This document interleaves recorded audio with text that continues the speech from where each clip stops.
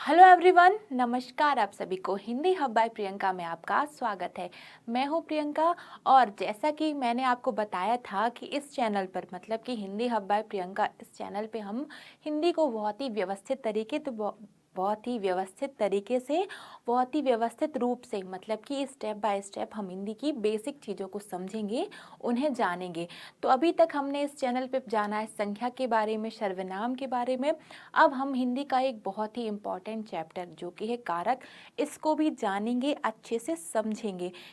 कारक जो है वो आपके संस्कृत भाषा में भी आता है और आपके हिंदी भाषा में भी आता है।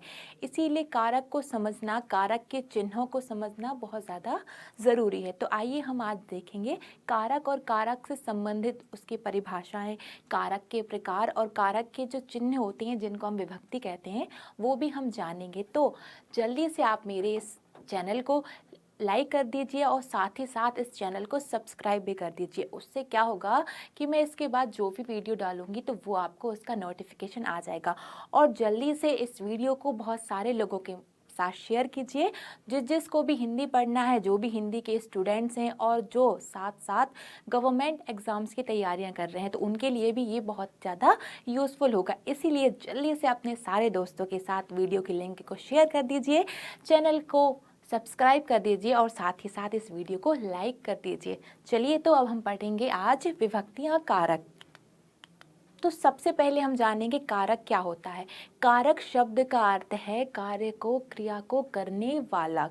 फिर से रिपीट करते हैं, कारक का अर्थ है करने वाला, कार्य को या क्रिया को करने वाला। ठीक है, याद रखना ध्यान से। वैसे तो हम कारक की परिभाषा जानेंगे, लेकिन परिभाषा क्या होगा, सिर्फ वो आपके एग्जाम में लिखने के लिए होती है। लेकिन अगर हम उसको बहुत ही सरल शब्दों में समझेंगे तो वो बात, वो चीज़ वो हमारे दिमाग में बहुत अच्छे से बैठ जाएगी। तो उससे क्या होगा, अगर हम समझ समझ के पढ़ेंगे तो हमारे लिए उससे संबंधित प्रश्नों को हल करना बहुत ज़्यादा आसान हो जाएगा।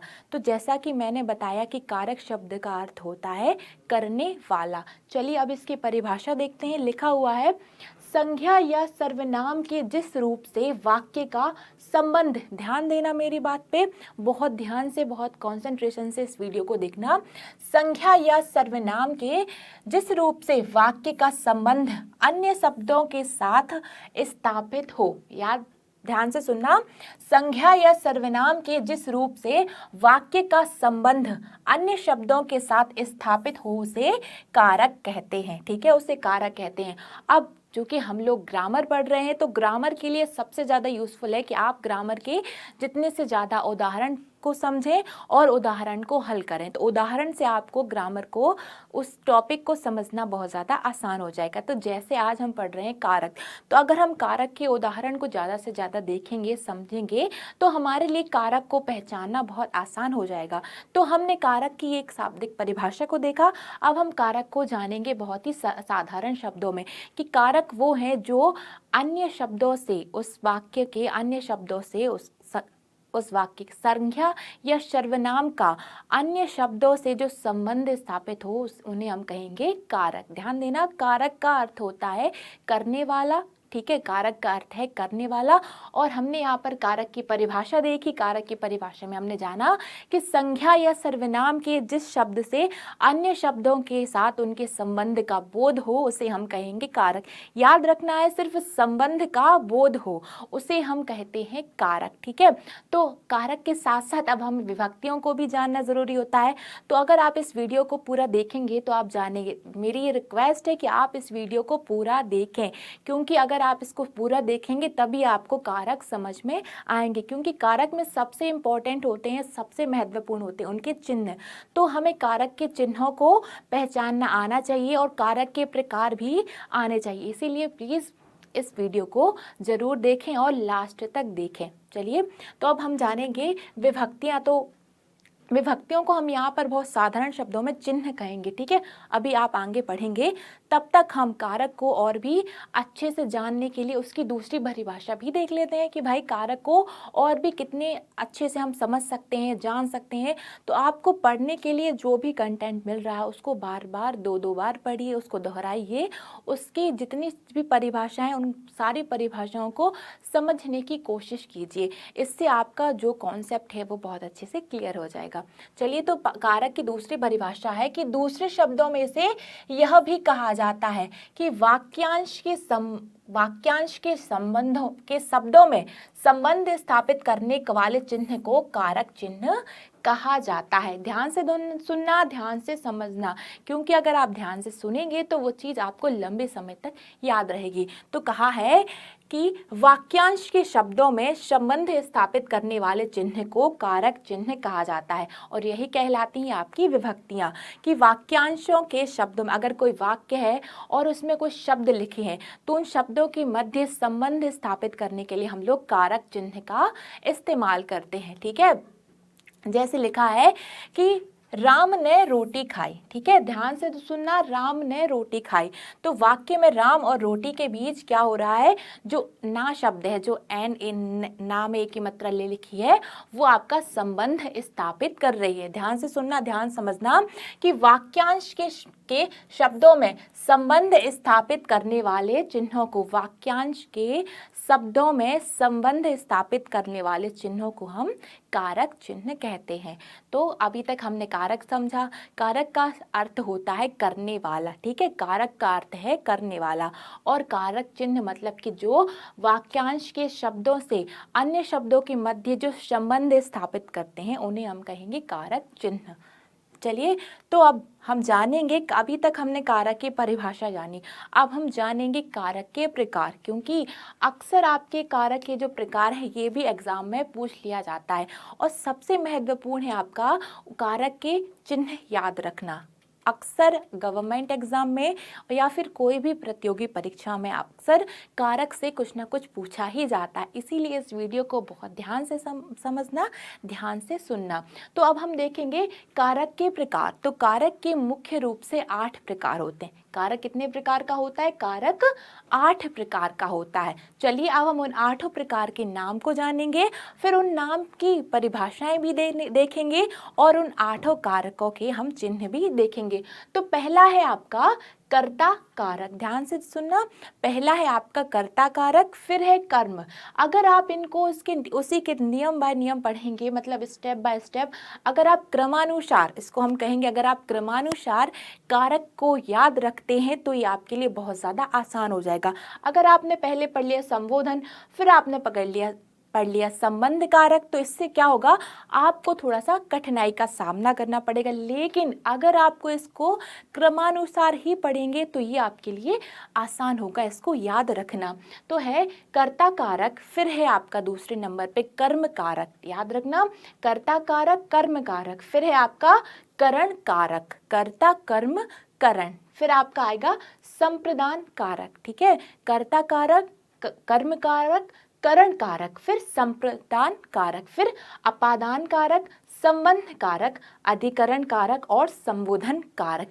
ये हैं आपके कारक के भेद, कारक के प्रकार, जो कि 8 प्रकार के होते हैं। हमेशा याद रखना, कारक 8 प्रकार के होते हैं। इन 8 प्रकार के ये जो नाम है इनको भी आपको याद रखना है। कर्ता, कर्म, करण, संप्रदान, अपादान, संबंध, अधिकरण और संबोधन। और ये इसी रूप में आप संस्कृत में पढ़ेंगे। ठीक है, और वैसे ही आपको ये हिंदी में भी पढ़ने हैं। ठीक है, अब हमने जाना कारक क्या होते हैं और कारक कितने प्रकार के होते हैं, और साथ ही साथ हमने कारक चिन्हों के बारे में भी जाना। ठीक है, अब हम आगे पढ़ेंगे कि भाई अब हमने कारक तो पढ़ लिए, अब कारक के उन चिन्हों को याद रखना सबसे ज़्यादा कठिन हो जाता है। क्या होता है, कभी कभी हम लोग क्या करते हैं, करण का चिन्ह हम लोग कर्म में लगा देते हैं, कर्म का चिन्ह कर्ता में लगा देते। इसीलिए बहुत ध्यान से इस वीडियो को सुनना, और अगर हो सके तो आप कुछ चीज़ें नोट कर लीजिए, नहीं तो स्क्रीनशॉट ले लीजिए, क्योंकि ये आपके लिए बहुत यूज़फुल है। अक्सर परीक्षाओं में इसी तरीके के क्वेश्चंस आते हैं और पूछा जाता है कि भाई इसमें कौन सा कारक चिन्ह लगा है, या फिर इस वाक्य से कारक को बताइए कि इसमें कौन सा कारक है। चलिए, तो है आपका कर्ता कारक। तो कर्ता कारक का चिन्ह होता है न। ठीक है, याद रखना, कर्ता कारक का चिन्ह होगा न। फिर फिर कर्म कारक, तो कर्म कारक का चिन्ह होगा आपका को। याद रखना, मैं एक बात को बार बार रिपीट कर रही हूँ, वो इसीलिए ताकि आप लोगों को वो चीज़ बहुत अच्छे से और लंबे समय तक याद रहे, इसीलिए बहुत ध्यान से वीडियो को देखना है। कर्ता ने कर्म को, कर्ता कारक। अभी हम इसको, अगर आपको लग रहा है कि भाई कारक तो थोड़े से कठिन लग रहे हैं, तो हम इसको एक दोहे के साथ पढ़ेंगे, तो क्या होगा कि दोहे को आपको याद हो जाएगा। तो जैसे ही आपको दोहा याद हो जाएगा तो आपको हर एक कारक के चिन्ह, उसकी विभक्तियां मुँह ज़बानी याद हो जाएंगी। इसीलिए बिल्कुल भी फिक्र करने की, बिल्कुल भी चिंता करने की कोई ज़रूरत नहीं है। आपको कारक इस चैनल पे बहुत ही नॉर्मल, मतलब बहुत ही सिंपल तरीके से पढ़ाया जाएगा और उससे आपको ये कारक हमेशा के लिए याद हो जाएंगे। चलिए तो देखते हैं। कर्ता ने कर्म को, ठीक है, करण कारक का चिन्ह है से के द्वारा। याद रखना, करण में अक्सर हम लोग कंफ्यूज हो जाते हैं, तो इसका है से के द्वारा। फिर आपका आ गया संप्रदान, तो संप्रदान कारक का चिन्ह है को, के लिए, के निम्न, ठीक है। याद रखना, संप्रदान कारक का चिन्ह होता है को और के लिए। अब आपका आता है अपादान कारक, ये आपका पांचवा कारक है। हमेशा कारक को याद रखना, कारक को क्रमानुसार ही याद रखना, ठीक है। अब अपादान कारक का चिन्ह है से अलग होना। अब आपको लग रहा होगा यार ये से जो है, ये से तो करण कारक का भी है, ठीक है, करण कारक का भी है और ये अपादान का भी है। तो याद रखना कि अपादान का मतलब है अलग होना, ठीक है। अपादान कारक का मतलब है अलग होना। जैसे उदाहरण पे देखें, पेड़ से पत्ते गिर रहे हैं, तो पेड़ से पत्ते अलग हो रहे हैं, इसीलिए वहां पर आपका आएगा अपादान कारक। याद रखना, पेड़ से पत्ते गिर रहे हैं, तो पेड़ से पत्ते अलग हो रहे हैं, उनमें अलगाव हो रहा है, तो वहां आपका अपादान कारक होगा। नेक्स्ट है आपका संबंध कारक, तो मतलब कि जो दो शब्दों में जो संबंध बता रहा है, उस वाक्य का जो भी संबंध बता रहा है उसको कहेंगे हम संबंध कारक। का, के, की, रा, रे, री, ये है हमारे संबंध कारक। अब हमारा अगला है अधिकरण कारक, तो अधिकरण कारक का अर्थ है मैं पर, ठीक है, जिसमें क्रिया होती है। इसको हम आगे अब वीडियो में और भी डिटेल से पढ़ेंगे, लेकिन अभी आपको इन कारकों को, इन 8 कारकों और साथ ही साथ इनके चिन्ह को याद रखना है, ठीक है। अब है संबोधन कारक, तो संबोधन कारक का चिन्ह है हे, भो, अरे, ठीक है। एक बात और याद रखना कि वाक्य में जितने भी कर्ता से लेके अधिकरण तक के जो चिन्ह हैं, ये शब्द के अंत में लगते हैं, लेकिन जो संबोधन कारक का जो चिन्ह है वो शब्द के शुरुआत में लगता है। बहुत इंपॉर्टेंट बात है, इसको नोट कर लीजिए, कहीं लिख लीजिए कि भाई कर्ता और अधिकरण से लेके जो चिन्ह है वो आपके वाक्य के अंत में, मतलब कि आपकी शब्द के लास्ट में लगते हैं, लेकिन जो आपका लास्ट है संबोधन कारक, जो आपका संबोधन कारक है, इसका चिन्ह हमेशा शब्द के शुरुआत में ही लगता है। कहते हैं अरे देखो, अरे देखो, तो अरे के बाद एक चिन्ह लगा दिया, अरे देखो, और राम ने उसको मारा, तो ये राम ने, तो ये उसके बाद में लगा और ये उसके पहले लगा, हमेशा याद रखना, ठीक है। चलिए, तो अब हमने जाना कारक के प्रकार और साथ ही साथ कारक के प्रकारों के चिन्ह। अब हमें जानना है कि इस चिन्ह को हम कैसे बहुत आसानी से याद रखें। भाई मैम ने तो बता दिया कि कारक 8 प्रकार के होते हैं और इन 8 कारकों के चिन्ह को भी हमें याद रखना है। अब ये तो थोड़ा सा डिफिकल्ट टास्क है कि भाई इतने सारे चिन्हों को हम कैसे याद रखें, तो उसका भी एक आसान तरीका है कि आप उससे संबंधित एक दोहे को याद कर लीजिए। तो जैसे ही आप उस दोहे को याद करेंगे, आपके दिमाग में तुरंत आ जाएगा, यार मैम ने बताया था ये दोहा याद कर लो, उससे संबंधित आपकी कारक चिन्ह को लेके जो भी परेशानियां हैं, जो भी प्रॉब्लम्स हैं, वो सॉल्व हो जाएंगी। तो अब हम पढ़ेंगे उस दोहे को। लिखा है कर्ता ने अरु कर्म को, ध्यान से सुनना, कर्ता ने अरु कर्म को करण रीति से जान।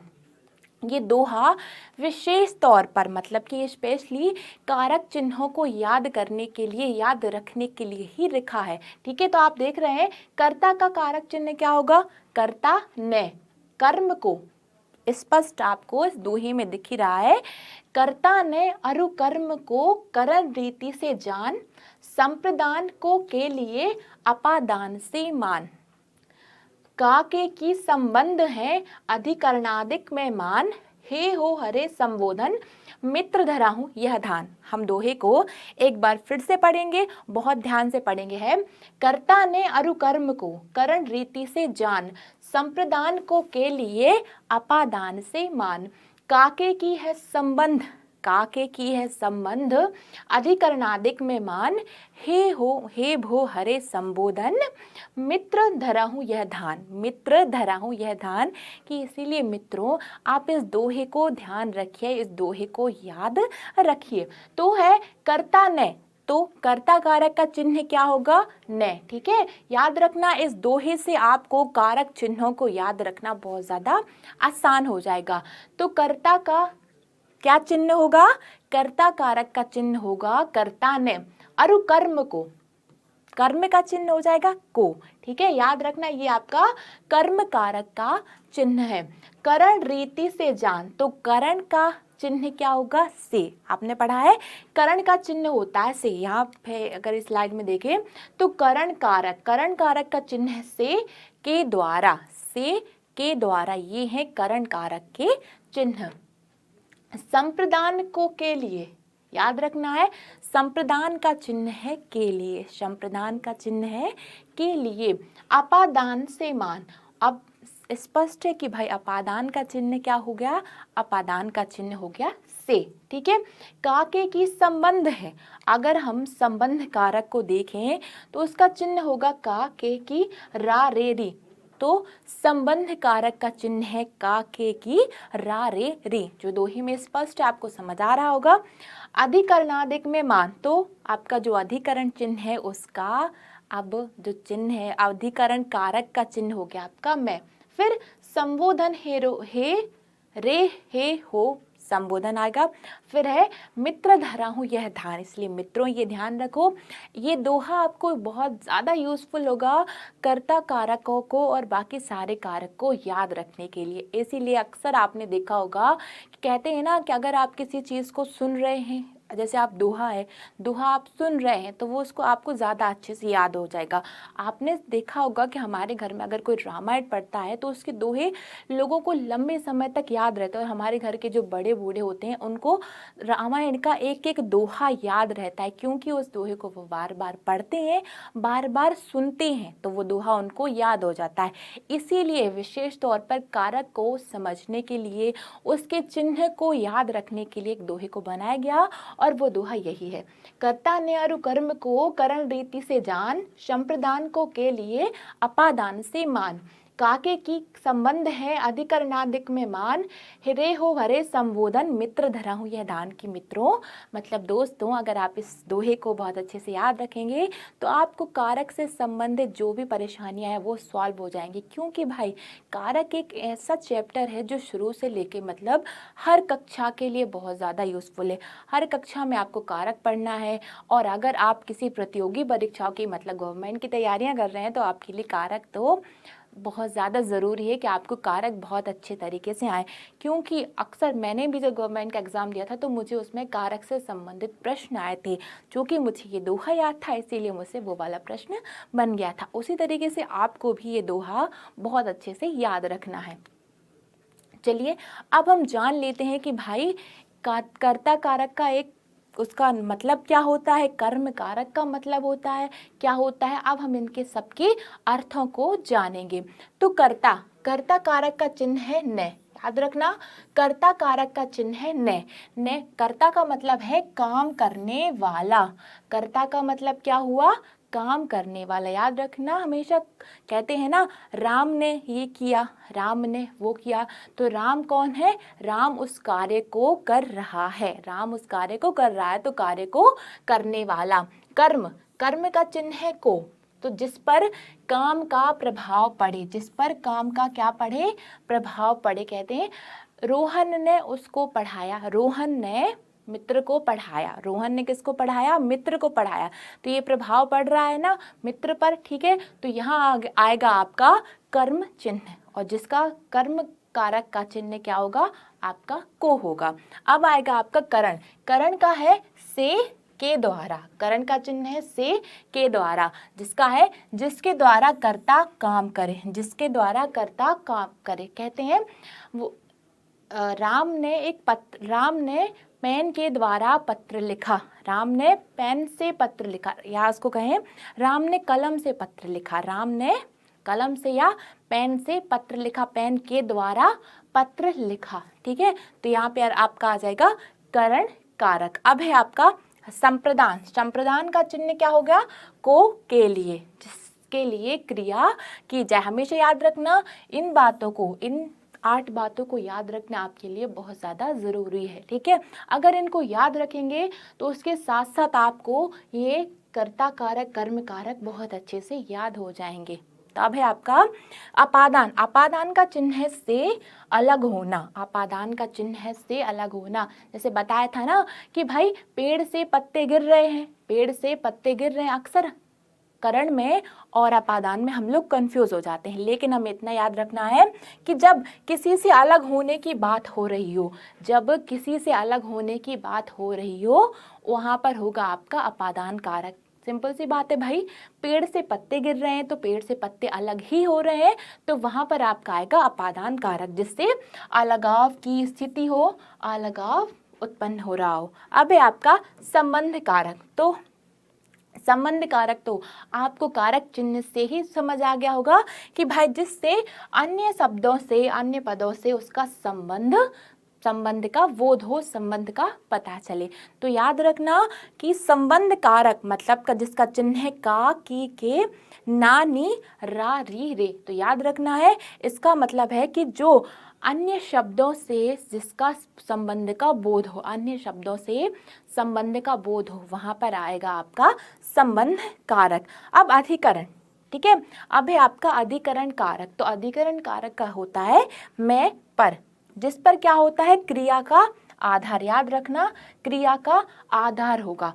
कहेंगे सीता कुर्सी पर बैठी है, तो कुर्सी पर बैठी है, तो बैठी है का आधार क्या होगा? पर। तो याद रखना कि आपका ये जो अधिकरण है, अधिकरण का चिन्ह है मैं पर, जिसका मतलब होता है क्रिया का आधार। क्रिया का मतलब होता है जो चीज़ हो रही है तो उसका जो आधार होगा, कहेंगे कि वो एक डायरी टेबल पर रखी है, एक डायरी टेबल पर रखी है। ठीक है, याद रखना उससे आपको ये उदाहरण याद रहेगा अगर, तो आपको अपादान मतलब ये जो कारक है अधिकरण कारक, इसको पढ़ना, इसको हल करना बहुत ज़्यादा आसान हो जाएगा।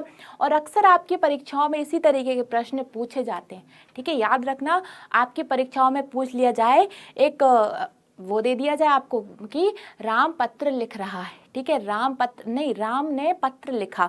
आपसे पूछ लिया जाए कि पहचानिए भाई इसमें कारक कौन सा है, तो आपको याद रखना है कि ने किसका है? ये कर्ता का चिन्ह है, तो आपको कहना है वहाँ पर कर्ता कारक। हो सकता है आपको ऑप्शन दिए जाएं, हो सकता है आपको सब्जेक्टिव टाइप क्वेश्चंस आ रहे हो, तो आपको जिसमें सारे कर्ता के प्रकार बताने होंगे, उनकी विभक्तियाँ, उनके चिन्ह बताने होंगे। तो ये दोनों पॉइंट ऑफ व्यू से आपके लिए ये वीडियो बहुत ज़्यादा यूजफुल है। आपको पता रहेगा कि भाई एक तो प्रियंका मैम ने हम लोगों को कारकों को याद करने के लिए एक सूत्र बताया था जो कि बहुत ज़्यादा यूजफुल था, और वो इतना ज़्यादा सिंपल था कि उससे हमें कारक याद रखना लंबे समय तक के लिए हम अब कारक को भूलेंगे नहीं। ठीक है, तो याद रखना कि हमें इन कारक को पढ़ने के साथ साथ, कारक के चिन्हों को याद रखने के साथ साथ कारक का अर्थ भी हमें याद हो कि भाई कर्ता का काम क्या होता है। कर्ता हम किसको कहते हैं? तो कर्ता किसको कहेंगे हम? काम करने वाला। ठीक है, काम करने वाला होगा आपका कर्ता। कि राम ने पत्र लिखा, राम ने पत्र लिखा, तो राम यहाँ कौन है? कर्ता है। ठीक है, बहुत अच्छे से ध्यान से सुनना, समझना। अंत में है आपका संबोधन। संबोधन का मतलब है हे भो हरे, किसी को पुकारना, किसी को बुलाना। कहते हैं अरे सुनो ना, अरे सुनो, अरे देखो, अरे सुनो, अरे देखो। तो यहाँ पर आएगा आपका संबोधन कारक। तो हमने आज जाना कर्ता का चिन्ह ने, कर्म को करण से के द्वारा, संप्रदान को के लिए, अपादान से अपादान और करण में अक्सर लोग कंफ्यूज हो जाते हैं, लेकिन आपको याद रखना है कि अपादान में अलगाव की स्थिति बताई जाती है। उदाहरण है पेड़ से पत्ते गिरना। तो अगर इस तरीके का कोई वाक्य हो तो आपको याद रखना है कि इसमें अपादान कारक होता है। ठीक है, चलिए अब हम जानेंगे भाई स्टेप बाय स्टेप कि कर्ता कारक क्या है, कर्म कारक क्या है और उनके कुछ उदाहरण, क्योंकि हम लोग यहाँ पे गवर्नमेंट की तैयारी भी कर रहे हैं। अगर जो लोग गवर्नमेंट एग्जाम्स की प्रिपरेशन कर रहे हैं तो उनको थोड़ा सा डिटेल में कारक के बारे में पता होना चाहिए, तो उनके लिए स्पेशली ये बताया गया है कर्ता कारक। ठीक है, याद रखना संज्ञा या सर्वनाम के जिस रूप से क्रिया के करने वाले का बोध होता है। तो हमने अभी अपने इसमें देखा कि कर्ता मतलब कि काम को करने वाला, क्रिया को करने वाला। ठीक है, तो वहां पर होगा आपका कर्ता कारक। अब उदाहरण है रमेश ने पुस्तक पढ़ी, सुनील खेलता है। तो कई बार क्या होता है कि ये जो कारक होते हैं कर्ता कारक और कर्म कारक, ये अक्सर शब्दों से, अक्सर वाक्यों से लुप्त हो जाते हैं, मतलब गायब हो जाते हैं, दिखाई नहीं देते। लेकिन इसका मतलब ये नहीं कि ये वहाँ है नहीं, हमेशा याद रखना है। आपको यहाँ पे लिखा भी है इसका चिन्ह ने कभी कभी कर्ता के साथ लगता है और कभी कभी वाक्य में नहीं होता है। याद रखना है, ये इसका नियम है कि कभी कभी तो ये वाक्य में लगता है और कभी कभी ये वाक्य में नहीं लगता है। जैसे पहला वाक्य है रमेश ने पुस्तक पढ़ी, तो यहाँ पर कर्ता है तो चिन्ह लगा हुआ है। दूसरा वाक्य है सुनील खेलता है, तो यहाँ पर वो चिन्ह नहीं लगा, मतलब चिन्ह विलुप्त हो गया है। याद रखना है बहुत अच्छे से। अब कर्ता कारक संज्ञा या सर्वनाम के जिस रूप से क्रिया के करने का बोध होता है, वहां पर क्या होगा, वहां पर होगा आपका कर्ता कारक। ठीक है, चलिए अब हम नेक्स्ट कारक देखते हैं कर्म कारक। ठीक है, तो कर्म इससे स्पष्ट है कि जिससे क्रिया पर प्रभाव पड़े। याद रखना है कि जिसका प्रभाव क्रिया पर पड़े वहां होगा आपका कर्म कारक। उदाहरण देख लेते हैं, उसने सुनील को पढ़ाया। ठीक है, उसने सुनील को पढ़ाया, तो इसका क्रिया पर प्रभाव पड़ रहा है, क्रिया पर प्रभाव पड़ रहा है। और साथ ही साथ ये भी याद रखना है कि कर्म कारक का चिन्ह आपका को है, इसकी विभक्ति को है। एक बार परिभाषा देख लेते हैं, लिखा है संज्ञा या सर्वनाम के जिस रूप पर क्रिया का प्रभाव या फल पड़े, क्रिया का प्रभाव या फल पड़े, उसे कहेंगे हम कर्म कारक। ठीक है, और इसकी विभक्ति याद रखना है, कर्म के साथ को विभक्ति आती है। ठीक है, और जैसा कि नए विभक्ति के कर्ता के साथ बताया गया था कि कभी कभी विभक्ति का लोप भी हो जाता है, उसी प्रकार कर्म कारक में भी कभी कभी विभक्ति का लोप हो जाता है। उदाहरण है मोहन ने चोर को पकड़वाया, तो इसका प्रभाव क्रिया पर पड़ रहा है। ठीक है, और हमेशा याद रखना है, आपको एक बात बहुत अच्छे से याद रखनी है कि जितने भी कारक हैं उन कारक के चिन्ह आपको रटे हुए होने चाहिए। जैसे ही आपके पास एग्जाम का पेपर आता है, आपको तुरंत पता हो कि भाई कर्ता का चिन्ह तो ने है, कर्म का चिन्ह तो को है, करण का चिन्ह तो से के द्वारा है, से के द्वारा है। हमेशा याद रखना, जैसे आप इनको याद रखेंगे तो आपको एग्जाम में आपका काफ़ी सारा टाइम भी बच जाएगा। इसलिए बहुत ध्यान से, बहुत कंसंट्रेशन से इस वीडियो को देखना, क्योंकि हिंदी जैसा विषय है वो सिर्फ एकाग्रता ही मांगता है। अगर आप एक किसी चीज़ को बहुत ध्यान से सुन रहे हैं, देख रहे हैं, तो वो चीज़ आपको बहुत अच्छे से लंबे समय तक याद हो जाएगी। इसलिए ये नहीं कह सकते कि यार हिंदी तो बहुत कठिन, यार हिंदी तो बहुत सरल है। नहीं, हिंदी को चाहिए सिर्फ आपकी एकाग्रता। अगर आप बहुत ध्यान से हिंदी को पढ़ रहे हैं, सुन रहे हैं, तो ये आपके लिए बहुत ज़्यादा आसान बन जाएगी। नेक्स्ट है करण कारक। ठीक है, करण कारक क्या, याद रखना है कि जिस साधन से या जिसके द्वारा क्रिया पूरी की जाती है या जिस कारक से क्रिया संपन्न होती है, जिस कारक से क्रिया संपन्न होती है वहां पर आपका करण कारक आ जाएगा। रहीम गेंद से खेलता है। ठीक है, तो यहाँ पर गेंद से या रहीम गेंद के द्वारा खेलता है, किसके, रहीम गेंद के द्वारा खेलता है, तो ये आ जाएगा आपका करण कारक में। ठीक है, चलिए अब हम करते हैं संप्रदान कारक। ठीक है, तो भाई जिसके लिए क्रिया की जाती है, तो बहुत ही आसान है, जिसके लिए क्रिया की जाती है वहां पर आएगा आपका संप्रदान कारक। अगर इसको उदाहरण पे देखें तो है सुनील रवि के लिए गेंद लाता है, तो जिसके लिए क्रिया की जाती है सुनील रवि के लिए गेंद लाता है, तो याद रखना यहाँ पर होगा आपका संप्रदान कारक। बहुत अच्छे से आपको बहुत सारे एग्जाम्पल, बहुत सारे उदाहरण दिए गए हैं। अगर आप उदाहरण से पढ़ेंगे, उदाहरण को समझेंगे, तब भी आपके लिए व्याकरण समझना आसान हो जाएगा। ठीक है, नेक्स्ट है अपादान कारक। आप बहुत सारे लोगों के मन में आ रहा हो कि मैम थोड़ा सा जल्दी जल्दी पढ़ा रही हैं। नहीं बेटा, क्योंकि अभी आपको सिर्फ कारक याद रखनी है, कारक के प्रकार याद रखनी है, कारक की विभक्तियां याद रखनी है। आगे आने वाले और वीडियोस में आप कारक को डिटेल से पढ़ेंगे। अभी ये वीडियो सिर्फ बिगनर्स के लिए है, जो कारक के चिन्ह को याद रखना चाहते हैं, उनको सिर्फ कारक के चिन्ह को याद रखना महत्वपूर्ण है। तो अभी आप इस पर फोकस कीजिए कि अभी मैम ने जितने भी कारक पढ़ाए, उनके जितने भी चिन्ह पढ़ाए, आपको उनको याद रखना है, क्योंकि आगे आने वाली वीडियोस में हम कारक से संबंधित कुछ प्रश्नों को हल करेंगे। तो उससे क्या होगा, अगर हम कुछ 10 या 20 ऑब्जेक्टिव टाइप क्वेश्चंस हल करेंगे तो हमारे दिमाग को पता चल जाएगा कि यार एग्जाम में इस तरीके के क्वेश्चंस आते हैं, तो आप वैसी तरीके से आप प्रिपेयर हो जाएंगे, तैयार हो जाएंगे। है अपादान का अर्थ है अलग होना। तो जैसे आपको बताया था, अपादान मतलब जहाँ पर अलगाव की स्थिति उत्पन्न हो रही है, अलगाव की स्थिति पैदा हो रही है, वहाँ पर आपका अपादान कारक आएगा। है राहुल के हाथ से फल गिरता है या फिर वृक्ष से पत्ता गिर रहा है, तो यहाँ पर ये अलग ही तो हो रहा है। याद रखना है आपको दो महत्वपूर्ण कारक, करण कारक और अपादान कारक का चिन्ह एक ही होता है। ठीक है, करण का होता है से के द्वारा, ठीक है, से के द्वारा, और अपादान में होगा आपका से। ठीक है, से। और इसके लिए आपको याद रखना है कि अपादान कारक में हमेशा अलगाव की स्थिति उत्पन्न होती है। नेक्स्ट है आपका संबंध कारक। इससे का तो बहुत ही आसान है कि भाई जिससे किसी एक वाक्यांश से के शब्द से दूसरे शब्द के संबंध का बोध हो, दूसरे शब्द के संबंध का बोध हो, वहां पर क्या होगा, वहां पर आपका संबंध कारक का इस्तेमाल होगा, उपयोग होगा। तो इसकी मुख्य पहचान है का, की, के, मतलब कि संबंध कारक के आपके चिन्ह है। लिखा है राहुल की किताब मेज पर रखी है, सुनीता का घर दूर है। तो राहुल की किताब, तो किसकी किताब, राहुल की किताब कहाँ रखी है, मेज पर रखी है। तो इससे एक संबंध का बोध हो रहा है कि राहुल की किताब मेज पर रखी है। ठीक है, बहुत ध्यान से, क्योंकि अक्सर आपको संबंध कारक से प्रश्न पूछे जाते हैं कि संबंध कारक बताइए कि इसमें कौन सा कारक है। और साथ ही साथ अक्सर परीक्षाओं में पूछा जाता है कि भाई आप पूछा जाता है कि क्या जो लास्ट वाला जो हमारा अधिकरण कारक है, अधिकरणी संबोधन, तो शुरुआत से कर्ता से लेके अधिकरण कारक तक आपको जो भी कारक होगा वो अंत में लगेगा, लेकिन संबोधन में आपका पहले लगेगा। ठीक है, आपको पढ़ के ये तो समझ आ ही जाएगा।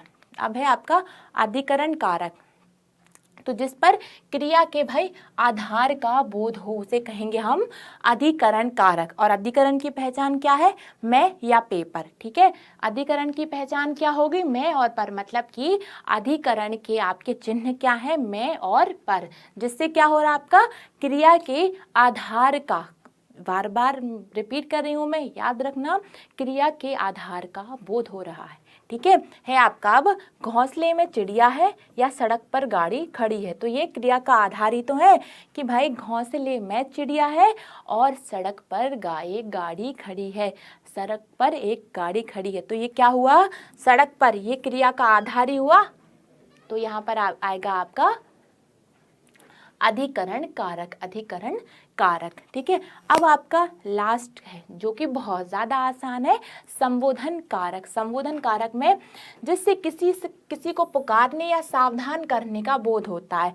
अक्सर किसी को पुकारने या सावधान का मतलब है रुको वहां मत जाओ, कहते हैं ना रुको वहां मत जाओ, और कहते हैं अरे सुनो तो, अरे सुनो ना, इस तरीके से आपका होगा संबोधन कारक। तो रीना को मत मारो, ये उसका उदाहरण होगा, रीना को मत मारो, राम देखो कैसा सुंदर दृश्य है। इसको हम इस तरीके से कहें कि कुछ आश्चर्यजनक हो रहा है, कुछ आश्चर्यजनक हो रहा है, तो वहां पर भी हम कह सकते हैं कि वहां होगा आपका संबोधन कारक। रमा देखो कैसा सुंदर दृश्य है, लड़के जरा इधर आना। तो आपने एक बात नोटिस की होगी कि हमेशा जो संबोधन कारक होता है कि वो शब्द की शुरुआत में लगता है, वाक्य की शुरुआत में लगता है। ठीक है, तो भाई अभी तक हमने जाना कारक, कारक क्या होते हैं? कारक का अर्थ है किसी क्रिया को करना या करने वाला, ये कहलाएगा आपका कारक। फिर हमने कारक के प्रकार जाने, साथ ही साथ कारक की विभक्तियां, कारक के चिन्ह जाने, और इस वीडियो में हमने सबसे यूजफुल चीज़ जानी कि किस तरीके से हमें कारक चिन्हों को याद रखना चाहिए। उसके लिए हमने एक सूत्र पढ़ा। तो मुझे उम्मीद है कि आप लोगों को ये वीडियो पसंद आया होगा, और अगर ये वीडियो पसंद आया तो जल्दी से इसको लाइक कर दीजिए, अपने दोस्तों के साथ शेयर कीजिए, और साथ ही साथ इस चैनल को सब्सक्राइब कीजिए। तब तक के लिए अपना ध्यान रखिए। बाय।